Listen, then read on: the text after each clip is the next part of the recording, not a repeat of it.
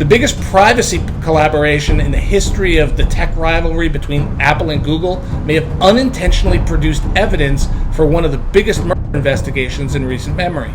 But the public timeline doesn't appear to tell the whole story. So we have to go back to where this all started, not with Bryan Kohberger, but with an unlikely alliance between Apple and Google. Because that backstory may explain how forensic evidence that almost no one knew about ended up on investigators' radar. And that's what this video is really about.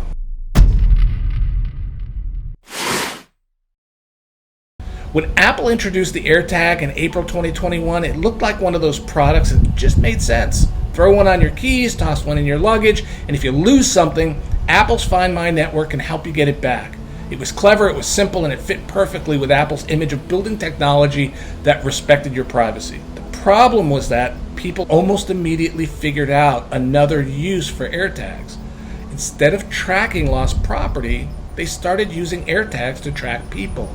Stories began popping up about AirTags being hidden in cars, purses, and backpacks without the owner's knowledge. Apple responded later that year by releasing Tracker Detect for Android. But that only let Android users manually scan for AirTags if they already suspected one was there. Meanwhile, reports of stalking kept piling up. Regulators started asking hard questions, and it became obvious this wasn't just Apple's problem anymore. It became a problem for the entire mobile industry. An AirTag doesn't care whether the person being followed carries an iPhone or an Android phone. That meant Apple could make improvements to the iPhone, but it couldn't solve the larger problem by itself. If potential victims were using both mobile ecosystems in terms of the iPhone and Androids, then both ecosystems needed to be part of the solution. It's important to note Apple and Google almost never collaborate on consumer features. But that's exactly what happened. On the 2nd of May 2023, these two companies announced they had jointly submitted a new technical standard called Detecting Unwanted Location Trackers. Instead of building competing solutions, they agreed on a common way for phones to recognize suspicious Bluetooth trackers, no matter which company's ecosystem they belong to. It was a rare moment, two competitors setting aside competition to solve a shared safety problem. But as you'll see in a minute, there's one detail about that timeline that doesn't quite add up. About a year after announcing their partnership, Apple and Google delivered on it. In May of 2024, iOS 17.5 and Android began rolling out a shared approach to detecting unwanted Bluetooth trackers. For the first time, both ecosystems could recognize the same kind of tracking threats and warn their users, regardless of which company made the tracker. On the surface, it looked like the story had a happy ending. A problem had been identified, two rivals had worked together, and the solution was now running on hundreds of millions of phones. Or so it seemed. Apple and Google had solved the problem from a technical perspective. But every new capability comes with a consequence that almost no one talks about. Before your phone can decide whether to warn you about an unwanted tracker, it has to detect what's happening around it, recognize nearby devices, and decide whether something unusual is taking place. Those decisions don't just happen. They leave records behind. Most people never see these records because they're buried deep inside log files within the operating system and they're not created for users. But that's how complex software works. Once you know they're there, these hidden artifacts can reveal what the phone detected and how it responded, even if no notification was provided to the user. And sometimes those records tell a very different story than the public timeline would suggest.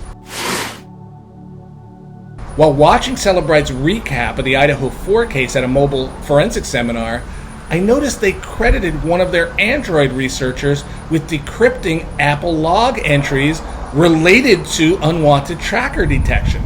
I know Josh Hickman was mentioned in the thing. Josh, where you at? He's hiding. Where he's Wave your hand. Where is he? There he is.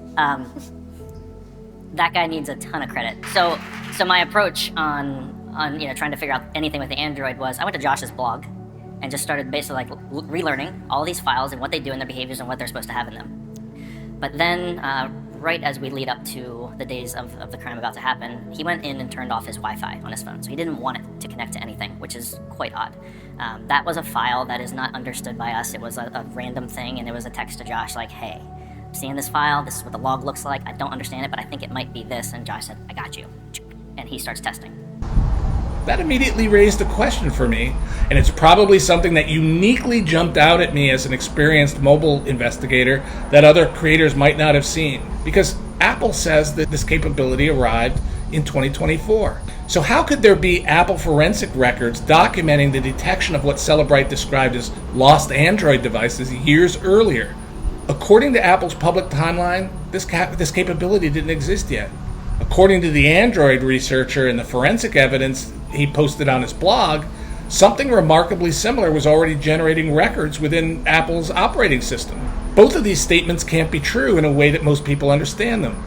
So either we're misunderstanding Apple's public timeline, or we're misunderstanding what these forensic records actually represent. And that's where the Idaho 4 investigation suddenly becomes interesting. If these forensic artifacts were already being created in early 2022, then they also existed during the Idaho 4 investigation. Investigators recovered 7 iPhones from the King Road residence. So if Mr. Kohberger was present at the scene, and that's an important if, those phones may have contained records generated by Apple's unwanted tracker detection capability years before Apple publicly announced that capability even existed. This story started with AirTags. Then it became a story about 2 rivals doing something almost no one expected. Then it became a story about hidden forensic artifacts. And somewhere along the way, it may have become part of one of the most closely watched murder investigations in recent history. What started me down this path wasn't a conspiracy theory. It was a single line in a Cellebrite presentation crediting one of their Android researchers with decrypting Apple entries that didn't seem to fit Apple's public timeline. Everything you've seen in this video came from following that contradiction. Maybe the public timeline is being misunderstood. Maybe the forensic records are being misunderstood. Or maybe there's another part of the story that hasn't been fully explained yet as part of the investigation. But one thing is clear, every security feature leaves a trace. Sometimes those traces end up telling a story no one intended to write. So until the full digital investigation records are released, we'll just all wait to find out. But I believe, with my experience, that this is a technically feasible way that investigators may have placed Mr. Kohberger at the crime scene on the night of the crime or in the days leading up to the crime when he had his Wi-Fi off. Take care. If you like my videos and how I present the information, please subscribe and like the video.